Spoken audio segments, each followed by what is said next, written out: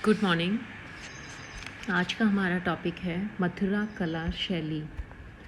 कुषाण काल में मथुरा भी कला का प्रमुख केंद्र था, जहां अनेक स्तूपों, विहारों एवं मूर्तियों का निर्माण करवाया गया। इस समय तक शिल्पकारी एवं मूर्ति निर्माण के लिए मथुरा के कलाकार दूर दूर तक प्रख्यात हो चुके थे। दुर्भाग्यवश आज वहाँ एक भी विहार शेष नहीं है, किंतु यहाँ से अनेक हिंदू, बौद्ध एवं जैन मूर्तियाँ प्राप्त हुई हैं। इनमें अधिकांशतः कुषाण युग की हैं। कनिष्क, हुविष्क तथा वासुदेव के काल में मथुरा कला का सर्वोत्कृष्ट विकास हुआ।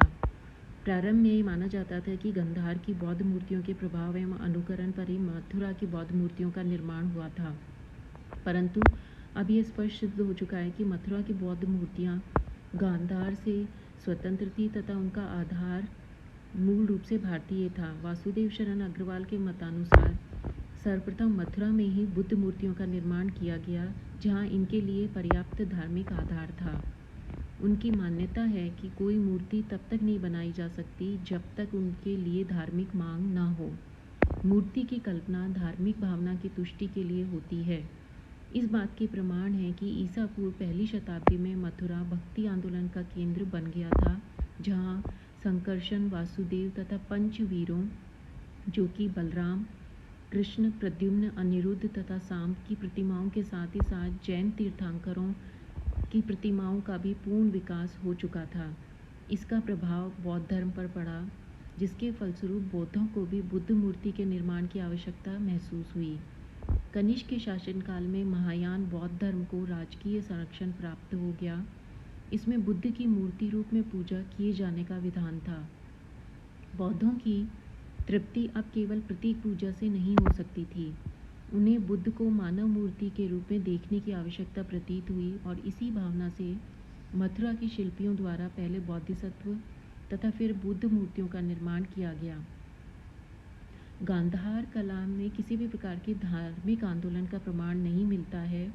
यह नहीं कहा जा सकता कि मथुरा या गांधार के किसी शिल्पी ने क्षणिक भावावेश में आकर बुद्ध मूर्ति की रचना कर ली हो, लेकिन यह मानना तर्कसंगत है कि बुद्ध मूर्ति रचना की पृष्ठभूमि काफ़ी पहले से ही प्रस्तुत की गई होगी और यह पृष्ठभूमि मथुरा के धार्मिक आंदोलन से तैयार हुई।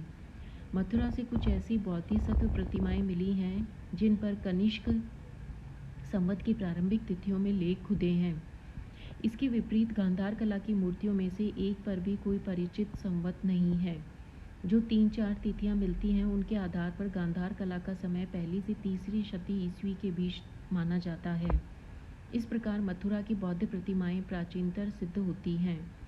इस प्रसंग में एक अन्य विचारणीय बात यह भी है कि गांधार मूर्तियों पर जो बौद्ध प्रतिमा लक्षण के चिन्ह जैसे पद्मासन, ध्यान, नासाग, ग्रह दृष्टि, उशीन आदि मिलते हैं, उनका स्रोत भारतीय है, न कि ईरानी तथा यूनानी।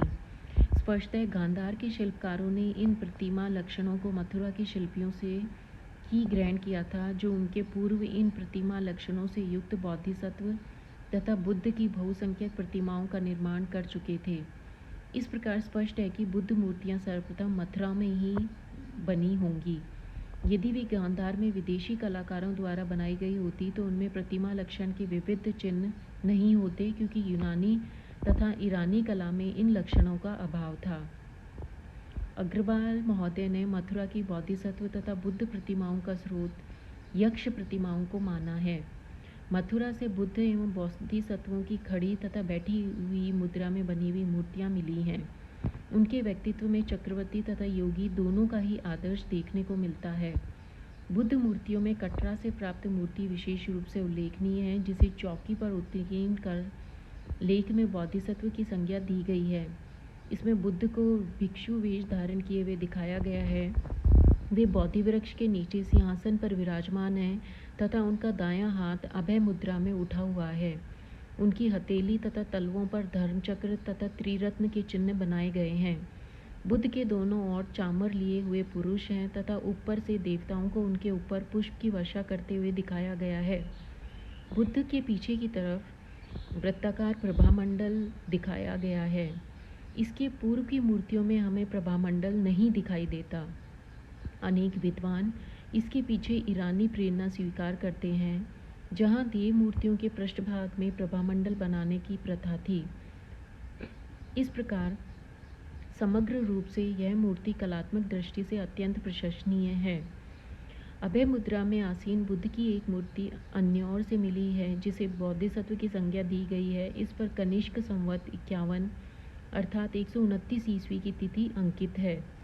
बुद्ध मूर्तियों के अतिरिक्त मैत्रेय, काश्यप, अवलोकिताश्वर आदि बोधिसत्व मूर्तियां भी मथुरा से मिलती हैं।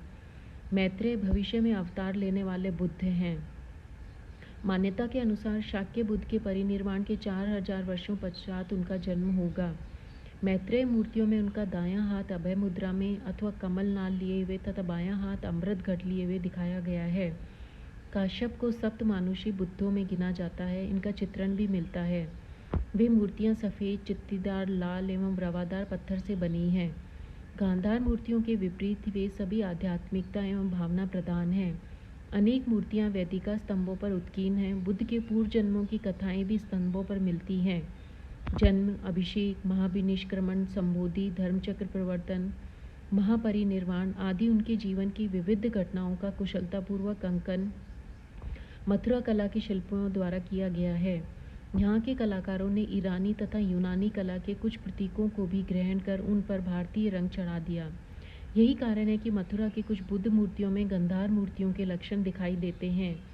जैसे कुछ मूर्तियों में मूछ तथा पैरों में चप्पल दिखाई गई हैं। कुछ उपासकों की भी मूर्तियां हैं जो अपने हाथ जोड़े हुए तथा माला ग्रहण किए हुए प्रदर्शित किए गए हैं। कुछ दृश्य महाभारत की कथाओं का प्रतिनिधित्व करते हैं। मथुरा शैली में शिल्पकारी के भी सुंदर नमूने मिलते हैं।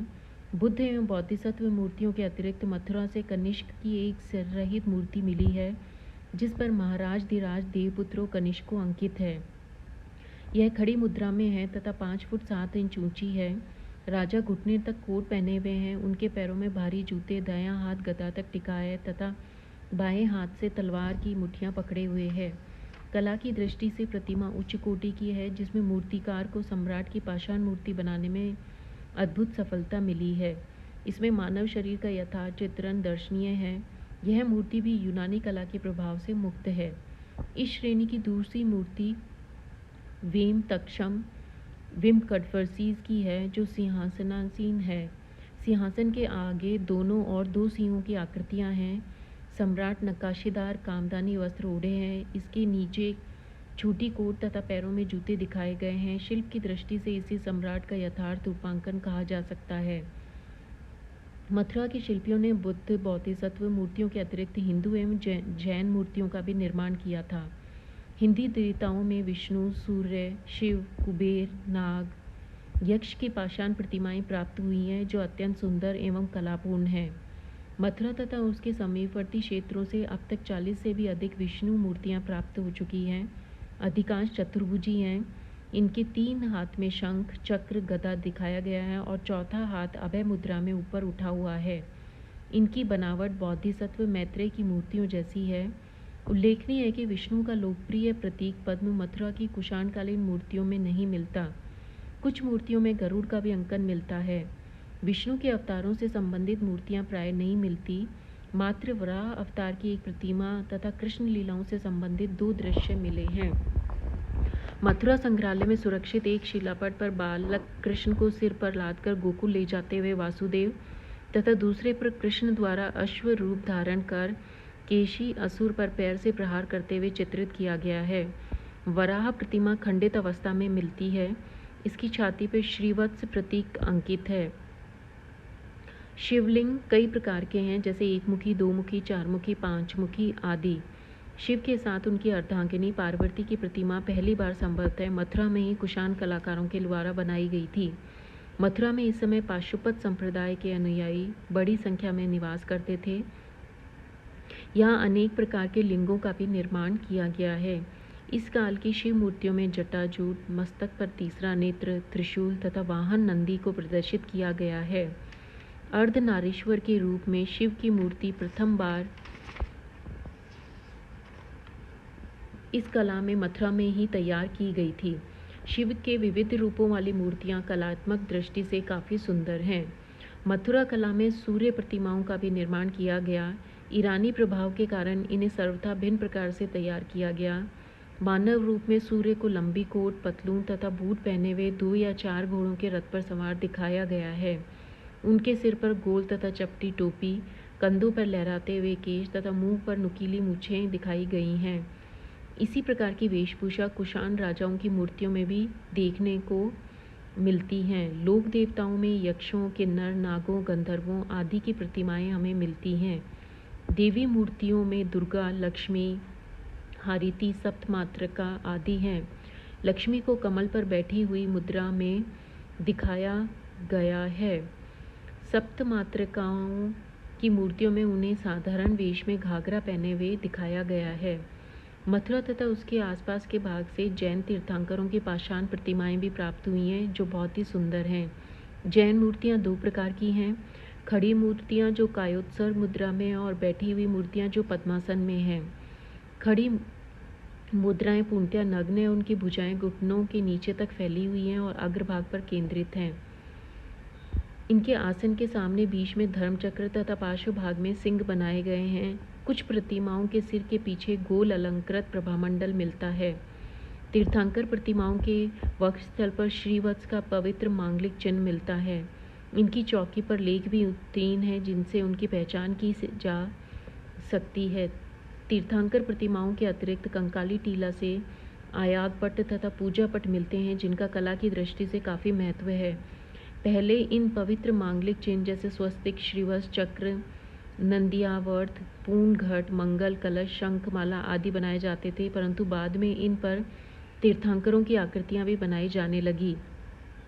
इस प्रकार मथुरा के कलाकारों का दृष्टिकोण असंप्रदायिक था और उन्होंने बौद्ध, जैन तथा हिंदू सभी के लिए उपयोगी प्रतिमाओं को प्रस्तुत किया था।